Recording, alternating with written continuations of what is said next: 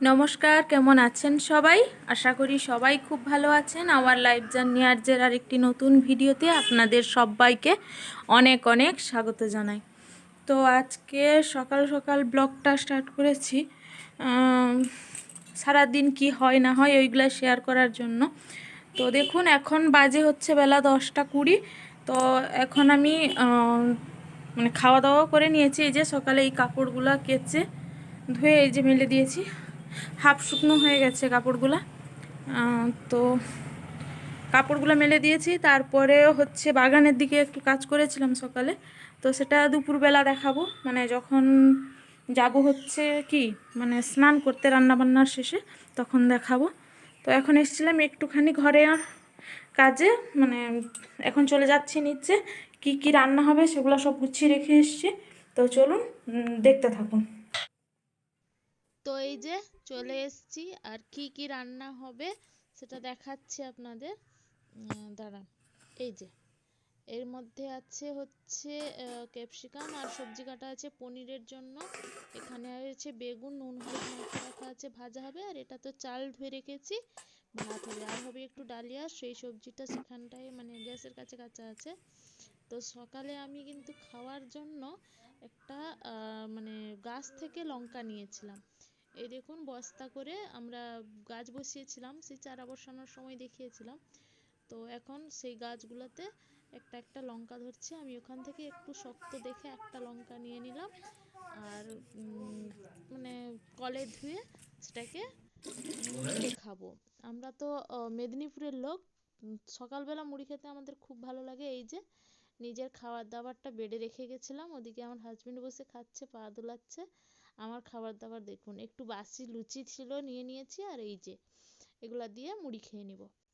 তো সবার খাওয়া হয়ে গেছে। খাওয়ার দাওয়ার পরে এইটুকুনি ছোলা, আর এই যে অল্প একটু আলু ভাজা বেঁচে আছে, আর আছে অল্প একটু ফল। সবার ফল খাওয়া হয়ে গেছে, আর এইটা বেঁচে আছে, লাস্টে আমি খেয়ে নেবো পরে। আর এই যে মিষ্টিটা দিয়েছিল আমার ছোট ননদ, ওর পরীক্ষা আছে তাই জন্য পুজো দিয়েছিল, আর মিষ্টি আমাদের বাড়িতে দিয়েছিল।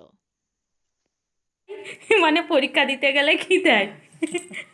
প্লেটে করে এরকম পেন, চকলেট এগুলা খেয়ে দেয় ভাই। পমিকে বলা হবে এটা লেগ পিস আছে, নিয়ে যা। ঘর ভিতরে আলো টিকে বি কিন্তু ঢুকে না, আমি এলাম 5টা পরীক্ষা, এই জন্য তো 5টা পেন দেওয়া হয়েছে। আবার প্রণাম, কত প্রণাম করবি? বাড়ি চলো। হ্যাঁ, পরীক্ষা। তো তারপর চলে এসেছি রান্না করতে। এই যে রান্নাও চাপিয়ে দিয়েছি। উনুনটা ধরিয়ে গেছিলাম পমিদের বাড়ি, তো এসে দেখি উনুনটা ভালোভাবেই ধরে গেছে। তারপর এসে ওই যে রান্না চাপিয়ে দিচ্ছি। শুরুতেই একটু বেগুনটা যে কেটে নুন হলুদ মাখানো আছে ওটাই ভেজে নিব। তো বেগুনের নুন মানে বেগুন ভাজার জন্য আমি এখানে ছোট ছোট করে বেগুনটা কেটেছি। ফোড়ন দিয়ে ভাজলে বেশি টেস্ট লাগে, তাই শুকনো লঙ্কা আর যে কিছুটা 5 ফোড়ন দিয়ে ফোড়ন দিয়ে আমি বেগুনটাকে এখানে ভালো করে ভেজে নিব। আসলে সংসারের কাজ যতই করো ততই মানে বাড়তে থাকে, শেষ হয় না। কাজ সবসময় চোখের সামনে দেখে বসে থাকতেও ভালো লাগে না, আর কাজ শেষও হয় না। তারপর এখানে আমি পনিরটা কেটে নিচ্ছি। আজকে পনিরের তরকারি হবে বলেছিলাম, ও পনিরটাও নিয়ে চলে এসেছিলো। কাটা নয়, কেটে নিতে হচ্ছে। তা বড় বড় করে পনিরটা আমি কেটে নিচ্ছি, একটু বড় সাইজ করেছি। তো বড় সাইজ করলে কি হয়, তরকারিটা আর একটু ফুলে যায়, পনিরটা বেশ ভাঙে না, বেশ ভালো থাকে। তাই জন্য একটু বড় বড় করে দুবেলার জন্যই পনিরের তরকারিটা আমি রান্না করে নিচ্ছি। তো এভাবেই আমি আমার পনিরটা কাটা হয়ে গেছে। আর পনিরটা আমি হচ্ছে আরেকটা ছোট জামে রেখে নিব পরে। গরম জলে নুন আর চিনি দিয়ে আমি পনিরটাকে ভেজে রাখবো। এদিকে ডালিয়াটা ভিজিয়ে রেখেছি, ডালিয়া হবে আজকে একাদশী। আর এখানে ডালিয়ার জন্য ওই যে সবজি কুচিয়ে রেখেছি। কাকিমা সবজি টবজি সব কেটে দিয়ে গেছে, আমি শুধু রান্নাটা করে নিচ্ছি। এই পনির কাটতে কাটতে আমার এদিকে বেগুন ভাজাটাও হয়ে গেছে। তো বেগুন ভাজাটা একটুখানি আর হবে, আমরা তুলে নিব। তারপর এক এক করে সবগুলো রান্নাই আমি তাড়াতাড়ি কমপ্লিট করে নেব। পিকু কথা বলো, পিকু। তো এই যে আমার বেগুনটা ভাজা হয়ে গেছে, আর তাড়াতাড়ি করে বেগুন ভাজাটা তুলে নিচ্ছি। এবার কিন্তু আমি এখানে কড়াইতে অল্প তেল দিয়ে, শুকনো লঙ্কা দিয়ে, একটুখানি জিরে ফোড়ন দিয়ে ডালিয়াটা বসিয়ে দিব।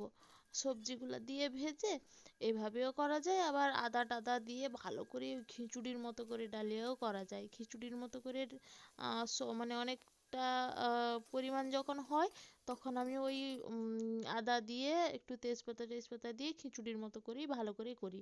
মানে এটাও খিচুড়ির মতো, কিন্তু ওটা একটু মানে বেশি মশলা টশলা দিয়ে করি, বেশ ভালোই লাগে খেতে। মামনিও তো মশলা টশলা খান না, লঙ্কা টঙ্কা এটা সেটা খান না, তাই জন্য এটা সিম্পলভাবেই করছি। একটু টমেটো কুচি, একটু সবজি দিয়ে, একটা লঙ্কা জিরে ফোড়ন দিয়েই করে দিচ্ছি। তো এবার এটাকে ডাইরেক্ট তুলে দিব হচ্ছে প্রেসার কুকারে। প্রেসার কুকারে তুলে দিলে 3 থেকে 4টে সিটি পড়বে, দিলে হয়ে যাবে। এর মধ্যে আমি দিয়ে দিব পরিমাণ মতন একটু জল, আর সামান্য একটু চিনি, আর একটু পরিমাণ মতো লবণ। এবার এটাকে মানে হচ্ছে গ্যাসের কাছে যে আমাদের ইয়েটা আছে ওখানে তুলে দিব। ইয়েটা বলতে বলে কি, ইন্ডাকশনটা আছে ওখানে তুলে দিব। তো তুলে দিয়ে তারপর এদিকে আবার পনিরটা ভাজতে বসিয়ে দিয়েছি একটুখানি সাদা তেল দিয়ে। সাদা তেল দিয়ে পনিরটা হালকা ভেজে, এই যে জলটা, এটা গরম জল, গরম জলটা করে রেখেছিলাম আগে থেকেই। তো গরম জলে একটু লবণটা একটু বেশি পরিমাণ, আর পরিমাণ মতো মিষ্টি, মানে চিনি চিনি দিয়ে এটাকে ডুবিয়ে রাখছি, তাতে করে পনিরটা সফটও হয়, আর এর মধ্যে নুন চিনিটাও ঢুকে যায়, খেতে বেশ টেস্টি লাগে। তারপর ওই একই তেলে আমি দিয়ে দিচ্ছি হচ্ছে আলু আর গাজর। তো এটাও ভেজে নিই।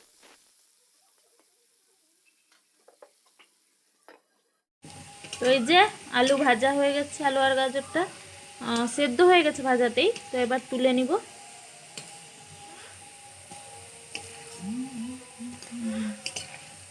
হাতের কাছে এরকম রেখেছি যাতে সুবিধা হয়। এবার সেম তেলে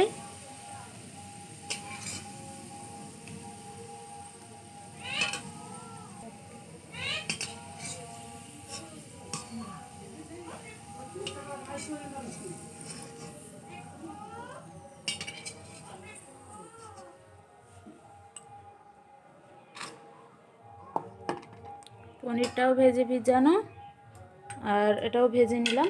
এবার এই একই তেলে দিয়ে দিব এই যে কিছুটা তেজপাতা আর মটরশুঁটি।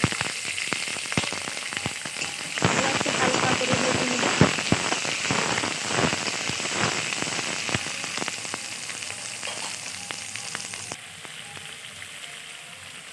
এই যে হালকা করে ভাজা হয়ে গেছে, এবার এটাকে তুলে নেব। এইখানে রেখে তুলি, বলে আমার সুবিধা হয়, পড়ে মানে নিচে পড়ে যায় না। তো তাড়াতাড়ি তুলে নিই, তারপর আসি।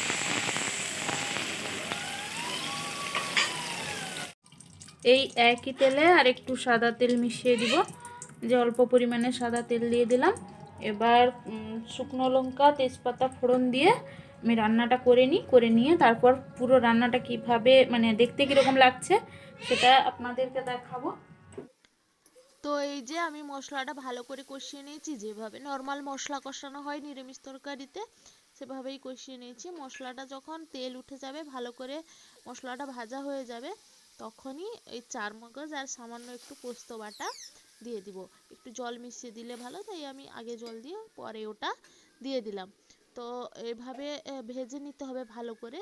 যখন মশলাটা ভালো করে ভাজা হয়ে যাবে, হ্যাঁ অবশ্যই একটু পরিমাণ মতন জল দিবেন, দিয়ে হালকা আঁচে, আঁচ বেশি দিলে কিন্তু মানে তেলও উঠবে না, আর মন্টু কাকা, মশলাটাও পুড়েও যাবে, মানে ভালো করে ভাজা হবে না। তো একদম হালকা আঁচে আস্তে আস্তে একটুখানি সময় নিয়ে কষিয়ে নিলে সুন্দর উপরের দিকে তেলটা উঠে যাবে, কালারটাও উঠে যাবে, আর মশলাটাও সুন্দরভাবে ভাজা হয়ে যাবে। তো মশলাটা ভালো করে এখন ভাজা হয়ে গেছে, এর মধ্যে আমি এক এক করে সব সবজিগুলাই দিয়ে দিব, আলু গাজর ক্যাপসিকাম মটরশুঁটি, আর শেষে জল থেকে তুলে পনিরটাও দিয়ে দিব। আপনারা আগে থেকে ছেঁকেও রাখতে পারেন, আমি ছেঁকে রাখি না, তার কারণ গরমে যতক্ষণ পড়ে থাকবে নুন আর চিনিটা ভালো করে তার মধ্যে ঢুকবে, আর ওটা খেতেও টেস্ট হবে, তাই জন্য আর আমি ছেঁকে রাখি না। তো এইভাবে ভালো করে একটু কষিয়ে নিচ্ছি। কষিয়ে নিয়ে তারপর আমি দিয়ে দিব হচ্ছে সামান্যখানি সামান্য বলতে 1 চা চামচ, ছোট চা চামচগুলো হয় না, ওই ছোট চা চামচের 1 চা চামচ হচ্ছে কাসুরি মেথি আমি এর উপরে দিয়ে দিলাম, দিয়ে একটুখানি চাপা দিয়ে দেব। তারপর একটুখানি কষিয়ে দিয়ে দিচ্ছি গরম জল।